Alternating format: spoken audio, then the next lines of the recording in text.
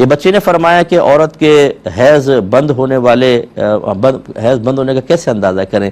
کبھی 2 دن آئے پھر رک گئے، پھر 1-2 دن آ گیا رک گئے، تو کیا حکم شرع ہوگا؟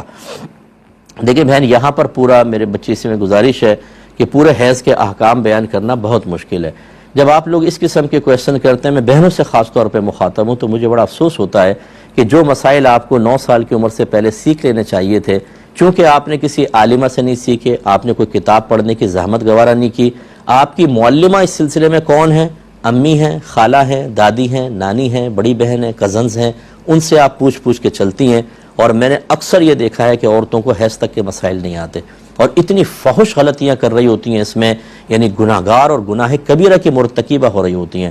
میں آپ سے اولاً ایک گزارش کرتا ہوں، میری کتاب طہارت سے متعلق آ چکی ہے، کوشش کریں اس کتاب کو حاصل کریں۔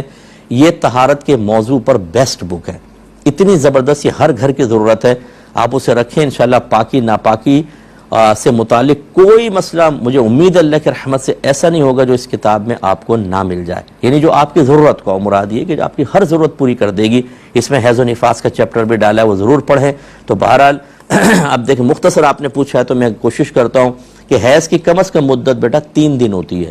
اگر ایک دن آ کر بند ہو گیا اور اگلے 15 روز تک نہیں آیا تو بس یہ استحاضہ کہلاتا ہے، بیماری کا خون۔ ہاں، اگر 15 روز کے اندر دوبارہ آ گیا تو پھر یہ بیچ میں حیض بنے گا، ٹھیک ہے؟ تو یہ عمومی طور پر ایسے ہوتا ہے کہ 1-2 دن آیا پھر بالکل ہی بند ہو گیا تو پھر یہ استحاضہ ہے، لیکن اگر 3 دن تک لگاتار آیا تو یہ حیض ہوتا ہے۔ اس کے بعد مثال کے طور پہ 1-2 دن اور آیا پھر بند ہو گیا، تو یقینی سی بات ہے کہ اگر آپ کی عادت یہی ہے، لیکن جیسے آپ نے لکھا کبھی آتا ہے کبھی اس طرح، تو آپ نے دیکھا کہ پورا دن نکال دیا، حیض نہیں آیا، تو آپ غسل کر کے نماز شروع کر دیں گی۔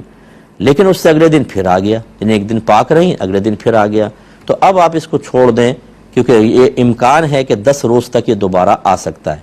تو حیض زیادہ سے زیادہ 10 روز تک ہوتا ہے، آپ نماز چھوڑ دیں۔ اگر 10 روز کے اندر دوبارہ آ گیا تو سمجھ لیں سارے حیض کے کنفرم ہو گئے، اگر نہیں آیا فرض کر لیں اور 10 روز کراس ہو گیا ہے تو پھر بس سمجھ لیں کہ وہ جتنے دن حیض آیا تھا وہ حیض کے ہیں، اور باقی آپ کے پاکی کے ایام تھے، لیکن آپ نے احتیاط کی وجہ سے نماز چھوڑی تھی، تو وہ جو باقی کے ایام ہوں گے ان کی نماز قضا کریں گی آپ، اور گناہگار نہیں ہوں گی، اور باقی جو حیض کے ایام تھے ان میں نمازیں وغیرہ معاف ہوں گے۔ اب آپ اس کلپ کو میرا یوٹیوب پہ 2-3 دفعہ سن لیں، ہو سکتا ہے کہ ساری سچویشن سمجھ میں نہ آئے۔ میں نے آپ کو جیسے بتایا اس کے مسائل بہت طویل ہوتے ہیں، اس کی مختلف سچویشن ہوتی ہیں۔